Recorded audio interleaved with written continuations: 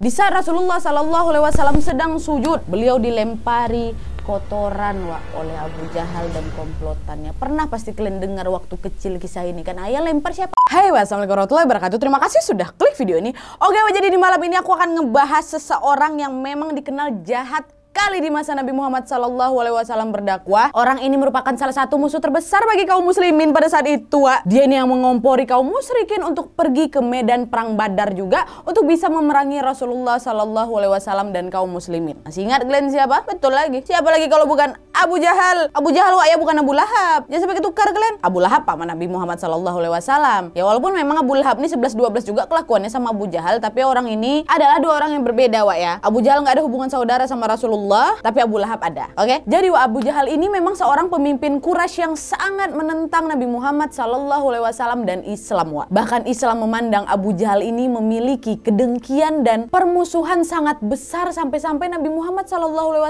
memberi Abu Jahal gelar Fir'aun ya umat ini. Umat ini maksudnya penduduk Mekah pada saat itu ya. Jadi memang segitu jahatnya Abu Jahal ini Dan seperti biasanya sebelum aku masuk ke ceritanya, aku disclaimer lagi bahwa semua informasi yang akan aku sampaikan di sini aku ambil dari ringkasannya Ustadz favorit aku, Ustadz Khalid Basalamah, dan juga ada memang beberapa informasi yang aku cari dari beberapa artikel. Kalau ada informasi yang tidak aku sampaikan di video ini, kalian boleh langsung tambahin aja di kolom komentar di bawah, dan aku juga mohon maaf sebelumnya ya kalau ada informasi yang kurang pas atau kurang jelas, kalian boleh juga komen di kolom komentar di bawah. Oke, jadi tanpa berlama-lama kita langsung masuk aja ke pembahasan soal kisahnya Abu Jahal. Check it out.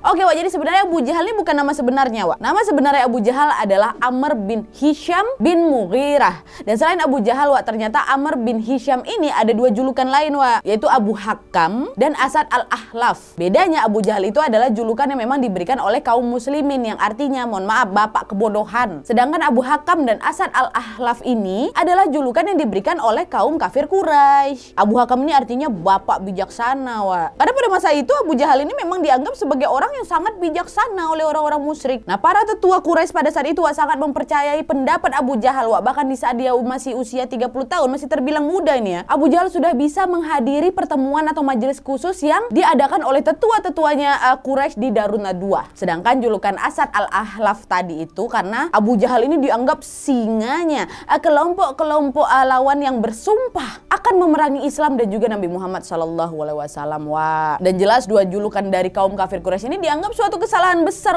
sampai pernah Nabi Muhammad SAW bersabda, dia yang menyebut Abu Jahal dengan Abu Hakam telah melakukan kesalahan serius dan harus meminta pengampunan dari Allah Subhanahu wa taala untuk itu, Jadi jelas nih ya, Amr bin Hisham ini pantas kita sebut sebagai Abu Jahal. Dan cerita lengkapnya kenapa bisa disebut Abu Jahal nanti aku ceritakan, Nah, sekarang aku bahas dulu nih sedikit latar belakang dari Abu Jahal ini ya. Jadi Abu Jahal ini berasal dari suku Bani Makhzum namanya, salah satu suku yang memang memiliki kedudukan tinggi di kalangan penduduk Quraisy waktu itu. Nah, dia lahir pada tahun 570 dari ayahnya yang bernama Hisham bin Mughirah dan ibunya yang bernama Asma bin Makrabah. Nah, Abu Jahal sendiri diriwayatkan memiliki 8 saudara kandung. Nah, ayahnya Abu Jahal, Hisham bin Mughirah ini adalah seseorang yang memang memiliki peran dan martabat tinggi di Mekah. Nah, Hisham ayahnya ini dikenal sangat dermawan dan suka memberikan makan orang-orang di sekitarnya. Dan di saat ayahnya meninggal, orang-orang Quraisy pun menjadikan kematiannya sebagai hal yang bersejarah bagi mereka. Mereka bahkan menamakan tahun itu sebagai tahun kematian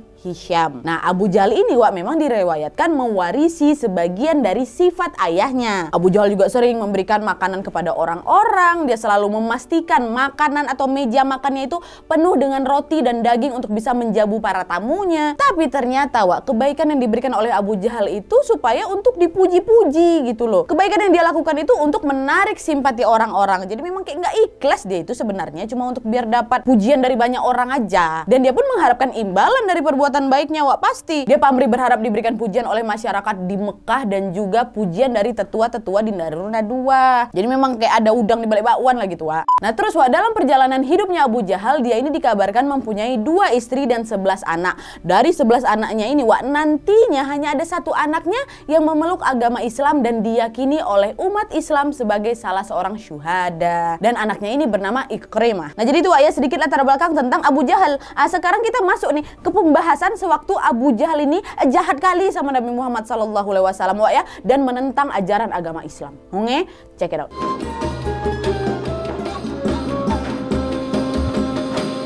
Nah, seperti yang kita ketahui Abu Jahal ini memang salah seorang pemimpin penduduk Mekah yang terkenal akan permusuhannya terhadap kaum muslim. Bahkan ya dalam sejarah Islam, Abu Jahal ini terkenal sebagai orang yang paling menentang dakwah Islam dan membenci Nabi Muhammad SAW. Abu Jahal ini menunjukkan perlawanan sengitnya terhadap Nabi Muhammad SAW ketika beliau mulai berkhutbah di depan umum. Kebencian Abu Jahal terhadap Islam ini sangat berdampak kepada kehidupan Nabi Muhammad SAW pastinya. Dia selalu mencari cara untuk bisa menyakiti Nabi Muhammad, baik lewat ucapan maupun juga perbuatan Dan beberapa tindakan kurang ajar yang sudah dilakukan oleh Abu Jahal kepada Rasulullah nih ya kayak ini. Yang pertama, suatu ketika Nabi Muhammad SAW sedang berjalan menuju masjid. Tiba-tiba Abu Jahal menghampiri beliau nih dan melarang Rasulullah untuk sholat. Abu Jahal berkata, "Wahai Muhammad, siapa yang memperbolehkanmu beribadah di tempat ini? Lagi pula untuk apa sholatmu? Gak ada gunanya. Sudahlah, sia-sia semua itu," kata. Tapi Nabi Muhammad SAW tidak menanggapi sama sekali perkataan Abu Jahal. Beliau hanya diam dan bersabar.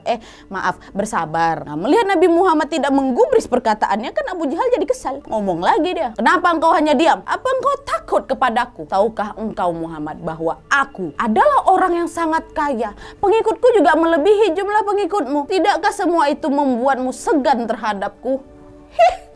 Kesal pula aku. Abu Jahal pada saat itu terus berusaha menyombongkan dirinya, menyombongkan semua apa yang dia miliki kepada Nabi Muhammad SAW. Tapi balik lagi, jelas pada saat itu Nabi Muhammad SAW sama sekali tidak menggubris Abu Jahal lagi dan langsung memulai sholat beliau. Hal ini makin bikin lagi Abu Jahal kesal dan ngerasa terhina kan. Dia pun berjanji akan membalas rasa sakit hatinya ini kepada Nabi Muhammad SAW besok hari. Nah, terus keesokan harinya itu di tempat yang sama Abu Jahal sudah menanti kedatangannya Nabi Muhammad SAW kan. Tidak lama kemudian datanglah Nabi Muhammad SAW tanpa meladeni tingkah Abu Jahal. Beliau langsung masuk ke dalam masjid dan langsung sholat. Nah, Abu Jahal yang pada saat itu menunggu waktu yang tepat untuk bisa membalas rasa sakit hatinya. Ketika Nabi Muhammad SAW sujud, pada saat itulah Abu Jahal melancarkan aksinya. Awalnya Abu Jahal berniat melemparkan batu besar di atas kepala Nabi tapi belum sempat lagi tangannya bergerak, tiba-tiba Abu Jahal langsung lari terbirit keluar dari masjid. Kawan-kawannya udah nunggu di luar kan. Abu Jahal grup udah nunggu di luar nih. "Weh, ngapa kau balik keluar? Kok gak jadi kau lempar kepala Muhammad pakai batu?" Abu Jahal langsung menjawab, "Tadi belum aku bergerak lagi, aku melihat ada unta besar di hadapanku, warnanya putih. Unta tuh dibuka mulutnya, besar kali mulutnya, aku kaget lah. Dia macam mau makan aku," kata Abu Jahal. Nah, gara-gara hal ini kebenciannya Abu Jahal terhadap Nabi Muhammad SAW pun makin menjadi-jadi. Nah, itu tindakan jahat yang pertama. Lanjut lagi kedua nggak kapok. Pernah lagi pada suatu waktu pada saat Nabi Muhammad SAW sedang bersujud dalam sholat beliau, Abu Jahal perlahan mendekati Nabi Muhammad kan. Dia berniat menginjak tengkuk Nabi Muhammad SAW yang sedang sujud. Tapi lagi-lagi rencananya Abu Jahal ini gagal Abu Jahal bukannya menginjak tengkuknya Nabi Muhammad SAW, dia malah lari lagi terberet-beret. Ditanya lagi sama Abu Jahal grup yang nunggu di luar kan, "Ngapa lagi ngapa kau keluar lagi nih? Apa lagi yang terjadi Abu Jahal?" Abu Hakam kata kan, dia panggilnya Abu Hakam. "Apa yang terjadi Abu Hakam?" kata. Abu Jahal pun menjawab, "Tadi waktu aku mau mencelakai Muhammad, aku melihat di antara aku dan Muhammad ada parit besar. Di dalamnya ada api dan juga banyak sayap-sayap. Takutlah aku keluar aku." Nah, apa yang dilihat oleh Abu Jahal yang kayak unta mau makan dia tadi sama parit besar berisi api itu jelas itu adalah perlindungan Allah Subhanahu wa taala kepada Rasulullah SAW. Allah Subhanahu wa taala telah mengirimkan malaikat untuk bisa melindungi Rasulullah. Dan beberapa riwayat menjelaskan di saat itu Rasulullah bersabda, "Jika ia," maksudnya Abu Jahal "mendekat kepadaku, pastilah malaikat mencabik-cabiknya menjadi beberapa bagian." Dilindungi Allah Subhanahu wa taala Rasulullah. Kapok dia tidak, dia lanjut lagi. Ini yang ketiga nih yang juga parah kali, kayak mohon maaf nih, kurang ajar kali Abu Jahal waktu itu. Di suatu hari di saat Rasulullah SAW sedang sujud, beliau dilempari kotoran oleh Abu Jahal dan komplotannya. Pernah pasti kalian dengar waktu kecil kisah ini kan. Ayah lempar siapa? Abu Jahal dan grupnya. Nah, salah seorang sahabat Rasulullah pada saat itu memberitahukan kejadian itu kepada anggota keluarga Rasulullah di rumah. Dan seketika itu juga putri Rasulullah yaitu Fatimah radhiyallahu anha langsung bergegas menuju masjid. Sampai di sana Fatimah langsung membersihkan kotoran di atas kepala Rasulullah. Barulah Rasulullah bangun dari sujud beliau dan menyelesaikan sholat beliau lagi. Aduh, sedih kali aku. Dan setelah beliau selesai sholat, beliau langsung berdoa, "Ya Allah, kepada Engkaulah aku menyerahkan Abu Jahal bin Hisham, Utbah bin Rabi'ah, Saibah bin Rabi'ah, Walid bin Utbah, Uqbah bin Abi Mu'aid, Umayyah bin Khalaf, dan Ammarah bin Walid." Itu Itu nama-nama musuh besar Rasulullah, Wak. Kita bahas satu dulu Abu Jahal ini. Dan kalau kalian masih ingat nama-nama yang aku sebutkan tadi, nama-nama yang aku sebutkan itulah yang nantinya semuanya menemui ajal di perang Badar. Buat kalian yang belum tonton perang Badar, nyesal kalian. Nanti kalian tonton ya habis video ini ya. Disitulah itu orang-orang yang disebutkan Rasulullah menemui ajalnya di sana. Oke, jadi itu tadi sebagian cerita tentang kelakuannya Abu Jahal yang memang sangat nggak pantas ini kepada Rasulullah Sallallahu Alaihi Wasallam. Dan memang baginda Rasulullah kita ini baik kali, Wak, sabar kali hati ya. Meskipun sudah berkali-kali Abu Jahal ini mencoba mencelakai beliau, beliau tidak serta-merta membenci Abu Jahal. Beliau malah berdoa agar dua pemimpin kaum kafir pada saat itu, yaitu Umar bin Khattab dan Abu Jahal, terketuk hatinya untuk masuk Islam, Wak. Karena memang waktu itu Umar bin Khattab ini kan sahabatnya Abu Jahal. Beliau juga termasuk orang yang sangat membenci Rasulullah pada saat Rasulullah awal-awal pertama kali berdakwah. Tapi kadarullah pada saat itu Umar bin Khattab terketuk hatinya dan mau mengikuti ajaran agama Islam. Tapi lain hal sama Abu Jahal, memang udah dasar bebal kali, Wak. Abu Jahal ini tetap dalam kebodohannya. Nah sekarang baru aku bahas lagi nih, kok bisa Amr bin Hisham ini diberikan julukan Abu Jahal? Jadi riwayatnya ada dua, Wak. Yang pertama, diriwayatkan Nabi Muhammad SAW ini memiliki kebiasaan untuk mengadakan majlis pada malam hari di rumah beliau atau salah seorang sahabat, Wak. Dan Rasulullah di malam harinya selalu membaca Al-Quran. Nah suatu malam ketika Rasulullah sedang membaca Al-Quran ini di rumah beliau, Wak, diam-diam Abu Jahal datang mendekati rumah Nabi untuk bisa mendengar atau nguping nih apa yang dibaca oleh Nabi Muhammad SAW. Dan diriwayatkan Abu Jahal itu berada di luar rumah Rasulullah sampai menjelang subuh. Nah ternyata hal yang dilakukan oleh si Abu Jahal ini dilakukan juga sama dua sahabat karibnya, tapi di sisi yang berbeda. Dan mereka bertiga ini sama-sama nggak tahu, ya. Contoh lah Abu Jahal di sini, nanti kawannya satu di sini, kawan satunya di sini, sama-sama nggak tahu, sama-sama lagi nguping apa yang dibacakan Rasulullah SAW dalam Al-Quran. Nanti waktu dia selesai dengar, matahari udah mulai terbit, barulah balik mereka bertiga ini. Pas balik ke gap bertiga-tiga ini, ngapain di rumah Muhammad kayak gitu, sama-sama kaget. Dah, jangan lagi lakukan ini. Kalau tahu nanti kawan-kawan kita mendengar apa yang Muhammad katakan, bisa beralih ke Muhammad semua ini, kata Abu Jahal kan. Bubar, jangan datang lagi ya. Dah, oke. Siap. Kami nggak balik lagi. Besoknya datang lagi bertiga ini, Wak. Ketemu lagi untuk mau balik. Kayak gitu terus selama 3 hari 3 malam. Nah karena berulang kali udah sepakat sama-sama nggak menguping lagi apa yang dikatakan Rasulullah Sallallahu Alaihi Wasallam, akhirnya mereka berdua sama-sama penasaran, pengen tahu nih apa alasan mereka menguping Rasulullah Sallallahu Alaihi Wasallam yang membaca Al-Quran setiap harinya kan. Terus keesokan paginya akhirnya kedua rekannya Abu Jahal ini bertemulah dan mendatangi Abu Jahal untuk menanyakan alasan tersebut. Datangan tok, masuk sahabatku. Ada apa gerangan tujuanmu datang ke rumahku, kata Abu Jahal. Wahai Abu Hakam, katanya kan, bagaimana pendapat engkau tentang apa yang kau dengar dari perkataan-perkataan Muhammad? Abu Jahal jawab, wahai sahabatku, demi Allah, sesungguhnya aku telah mendengar perkataan yang pernah aku dengar serta aku pahami dari Muhammad, dan itu adalah benar. Tapi di sisi lain aku juga sudah mendengar perkataan yang sebelumnya belum pernah aku dengar serta aku tidak pahami maksudnya. Itu kata Abu Jahal. Jadi maksudnya ada beberapa dari ayat Al-Quran yang dibacakan Nabi Muhammad SAW yang dipahami oleh Abu Jahal, dan dia juga membenarkan hal tersebut. Tetapi ada juga sisi lain yang kurang dia pahami. Tapi Abu Jahal pun yakin itu benar. Kawan-kawannya dengar itu jawab, demi Allah aku juga begitu. Mereka pun akhirnya bilang lagi, kalau begitu sahabatku, kenapa kita tidak benarkan saja ajaran atau ucapan Muhammad? Toh kau pun memahaminya dan kau juga membenarkannya, kata kawan-kawannya kan. Kita semua para pemimpin Quraisy ini, kita punya akal sehat dan kau juga mengakui kalau apa yang ucapkan Muhammad benar, kenapa tidak kita ikuti? Kalian tahu Abu Jahal ngomong apa? Demi Allah aku nggak mau. Nih biar kalian berdua tahu, kami Bani Makhzum sukunya Abu Jahal dan Bani Hashim sukunya Nabi Muhammad SAW sudah saling berebut kehormatan. Kalau mereka mampu memberikan makan orang fakir, kami pun mampu melakukannya. Kalau mereka mampu memikul beban yang berat, kami juga mampu. Kalau mereka mampu menyantuni orang-orang miskin, kami juga mampu. Bahkan kami sama-sama duduk di atas kuda tunggangan untuk berperang, sehingga antara sukuku dan suku mereka setara dalam kemuliaan. Tapi sekarang dari suku mereka terdapat seorang nabi. Nah kapan dari sukuku ini akan menyamai kedudukan mulia itu? Sukuku nggak ada nabi. Jadi sampai kapanpun aku tidak akan tunduk kepada Muhammad. Itu kata Abu Jahal, Wak. Nah dari riwayat inilah, Wak, nyata terbukti kan bahwa Abu Jahal ini tahu betul bahwa Nabi Muhammad SAW adalah utusan Allah Subhanahu Wa Taala. Tapi karena fanatismenya kepada sukunya ini telah membutakan mata hatinya, nggak mau, cuma gegara itu aja. Nah itu riwayat pertama, Wak. Riwayat kedua pernah diriwayatkan suatu hari salah satu keponakannya Abu Jahal yang bernama Al-Matsur bin Makramah bertanya kepadanya perihal Nabi Muhammad SAW. Al-Matsur pun berkata, "Wahai pamanku, apakah kamu menuduh Muhammad sebagai pendusta?" Abu Jahal pun menjawab, "Wahai ponakanku, demi Allah, sesungguhnya Muhammad adalah seorang al-amin, orang yang tidak pernah berdusta. Terus kenapa paman tidak mau mengikutinya?" Abu Jahal pun dengan sombong berkata, "Untuk apa aku mengikuti agama yang dia bawa? Aku punya banyak harta, hidupku pun penuh kemuliaan dari Bani Makhzum. Aku ingin hidup dengan aturanku sendiri, bukan dengan aturan agama yang dibawa oleh Muhammad." Kata dia kayak gitu. Dan karena dua hal inilah, dua riwayat tadi, Amr bin Hisham ini pun langsung dijuluki Abu Jahal oleh Rasulullah SAW. Karena Abu Jahal telah menukar keimanannya dengan kesombongan duniawi yang semu. Dia udah yakin, padahal dia tahu bahwa Nabi Muhammad SAW adalah Nabi dan Rasul Allah Subhanahu Wa Taala, tapi dia tetap tidak mau beriman dan mengikuti ajaran yang didakwahkan oleh Nabi Muhammad SAW. Dia tahu padahal itu betul, tapi karena kesombongan dan fanatismenya dia nggak mau. Sampai akhirnya saking bencinya dia sama Rasulullah SAW, dia pun berniat untuk menghilangkan nyawa Rasulullah SAW. Wah, ini masuk nih.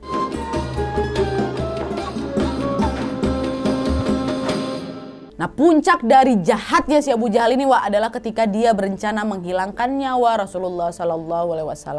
Jadi kisahnya kayak gini. Abu Jahal yang memang udah batu kali ini yang nggak mau ngikuti ajaran agama Islam kan, secara mati-matian masih terus mempermalukan dan mencelakai Nabi Muhammad SAW. Dan jahatnya Abu Jahal ini nggak cuma Rasulullah aja. Ini aku cerita dikit ya. Dia juga menyiksa dengan kejam para budak yang mengikuti dakwah Rasulullah SAW. Bahkan sampai Abu Jahal ini menghilangkan nyawa sepasang suami istri, kedua budak-budaknya nih ya, yang bernama Yasir dan Sumayyah. Yasir dan Sumayyah disiksa dan dibunuh di depan anak mereka, yaitu Amr bin Yasir yang masih kecil karena tidak mau mengikuti perkataan Abu Jahal untuk kembali menyembah berhala. Yasir dan Sumayyah istiqomah di jalan Allah Subhanahu Wa Taala. Bahkan pada saat itu Sumayyah sedang hamil, dibunuh sama Abu Jahal. Jahat kali kan. Dan Yasir dan Sumayyah radhiyallahu anha ini pun dicatat sebagai laki-laki dan wanita pertama di dunia ini yang mati syahid di jalan Allah Subhanahu Wa Taala. Jadi nggak Rasulullah aja incaran beliau, semua yang ngikuti Rasulullah disiksa. Nah, melihat keadaan kota Mekah yang semakin kacau balau karena memang penyiksaan kepada kaum muslimin tetap terjadi tepatnya pada tahun ke-13 masa kenabian, Nabi Muhammad SAW pun mengizinkan pengikut beliau untuk hijrahlah ke Madinah. Dan diharapkan dengan umat muslim hijrah ke Madinah ini, hal ini pun dapat mengurangi penderitaan dari kaum muslimin di Mekah. Nah, rombongan kaum muslimin ini pun berangkatlah secara berangsur-angsur. Sementara Nabi Muhammad SAW masih tinggal sementara waktu di Mekah sambil menunggu turunnya wahyu dari Allah Subhanahu Wa Taala untuk hijrah ke Madinah. Masih ingat ya kisahnya Nabi Yunus? Nabi dan Rasul hanya boleh meninggalkan kawasan dakwahnya setelah wahyu turun. Nah, Abu Jahal yang mendengar kabar kalau kaum muslimin ini sudah berangsur mulai pindah ke Madinah pun mulai merasa gusar. Ditakuti nantinya kaum muslimin ini akan mendapatkan tambahan kekuatan yang besar dari penduduk Madinah kan, untuk bisa menyerang balik kaum kafir Mekah. Nah, Abu Jahal ini pun langsung menyusun rencana. Dia langsung mengumpulkan semua kabilah dari kaum kafir Mekah di Darun Nadwah. Dan di saat itu Abu Jahal langsung melontarkan perkataan bahwa dia ingin menghilangkan nyawa Rasulullah SAW. Tapi pada saat itu para utusan kabilah tidak bisa nih menentukan siapa yang harus mengambil tindakan penghilangan nyawa itu, karena mereka khawatir Bani Abdul Manaf akan menuntut Qisos. Bani Abdul Manaf ini sukunya Rasulullah ya. Jadi Bani Abdul Manaf ini dibagi jadi 4 cabang keluarga kayak gitu. Jadi ada Bani Abu Syams, Bani Muthalib, Bani Naufal dan Bani Hashim ya. Nah, Abu Jahal pun berkata, setiap kabilah harus mengutus satu pemuda yang paling kuat dan paling gagah. Nanti masing-masing kita kasih tuh pedang. Kemudian bersama-sama mereka akan menyerang Muhammad dengan satu komando. Maka jika Abu Manaf menuntut Qisos, mereka tidak akan bisa, karena mereka tidak akan mampu melawan banyaknya suku, sehingga mereka hanya akan meminta ganti diat 100 ekor unta. Itu kata Abu Jahal. Nah, mendengar ucapan Abu Jahal, akhirnya para kabilah kaum kafir Mekah ini pun setuju. Tetapi jelas, rencana jahat kaum Abu Jahal tidak akan dibiarkan oleh Allah Subhanahu Wa Taala kan. Nah, rencana jahat kaum kafir Quraisy ini telah didengar oleh para malaikat, dan Nabi Muhammad melalui perantara malaikat Jibril pun akhirnya mengetahui ini rencana jahat Abu Jahal. Nah, singkat cerita, Nabi Muhammad SAW pun berhasil keluar dari Mekah tanpa sepengetahuan kaum kafir Quraisy dan sampai dengan selamat sampai Madinah. Dan di saat itu Abu Jahal yang memang sudah terkecoh ini kan mengerahkan semua para algo gojonya untuk bisa mencari Nabi Muhammad SAW. Wah, dia pun berkata, barang siapa yang berhasil menangkap Muhammad hidup-hidup, aku akan beri 100 ekor unta. Tapi jelas lagi tidak ada seorang pun yang dapat menangkap Nabi Muhammad SAW. Wah. Dan sejak peristiwa hijrahnya Nabi Muhammad SAW dan para pengikut beliau di Madinah, tindakan Abu Jahal semakin semena-mena kepada golongan anak-anak, perempuan, budak yang mengikuti ajaran agama Islam yang ada di Mekah. Tengok tuh, sampai kayak gitu dia mau memerangi Rasulullah. Dan kejahatan Abu Jahal ini baru dapat dihentikan ketika dia mendapatkan balasan dari Allah Subhanahu wa taala dalam perang Badar. Masih ingat kalian kan cerita ini? Sumpah kalian nyesel kalau belum dengar kisah perang Badar. Habis ini nonton ya. Jadi Abu Jahal ini kan yang memimpin kaum musyrik pada perang Badar kan. Kaum musyrik dipimpin Abu Jahal, kaum muslimin dipimpin Rasulullah SAW. Dan ketika itu ada nih dua pemuda. Udah tahu kalian ya kisahnya? Dua pemuda umur 15 tahun dan 16 tahun dari kalangan kaum Ansor, penduduk Madinah padahal ini. Dan mereka berdua ini ikut perang Badar hanya untuk membunuh Abu Jahal. Karena mereka tahu Abu Jahal adalah orang yang selalu menyakiti Nabi Muhammad SAW selama di Mekah. Dua pemuda 15-16 tahun. Bukan kroco-kroco yang dicarinya ya, bukan yang lemah-lemah, bukan tentara-tentara kecil-kecil dicari, pemimpinnya langsung dicari ya. Dan nama mereka adalah Muaz dan Auf bin Afra. Adik beradik nih, Wak. Dan pada saat itu setelah mereka berdua ditunjukkan di mana keberadaan Abu Jahal pada saat peperangan, mereka pun langsung nih seperti busur panah yang dilepas dari panahnya,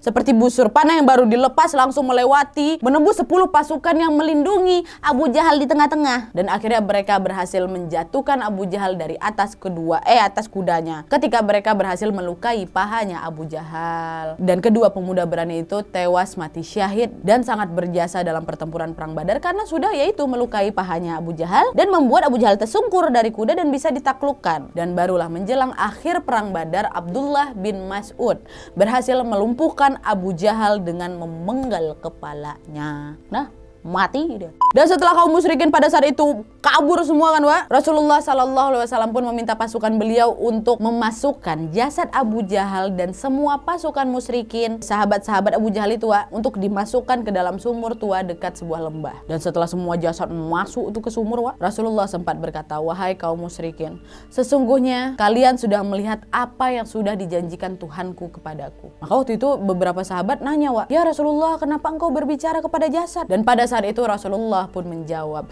sesungguhnya mereka lebih jelas mendengarkan apa yang aku katakan sekarang di saat ini dibanding kalian semua mendengarkan suaraku sekarang. Jadi kayak segitu jelasnya, Wak, perkataan Nabi Muhammad SAW itu terdengar sama mereka-mereka yang udah mati ini, termasuk Abu Jahal pasti, walaupun mereka sudah meninggal.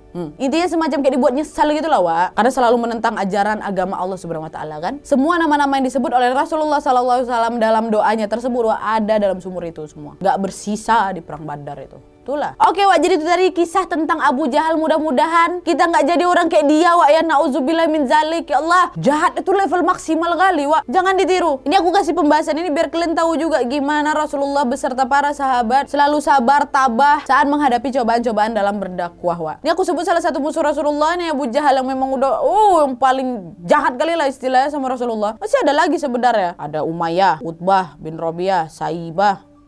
Banyak, Wak, musuh Rasul tuh yang paling dibenci juga sama para sahabat. Nantilah ya kalau kalian mau dengar kisah musuh-musuh Rasul lainnya sebelum kita masuk ke sahabat-sahabat Rasul, pastinya di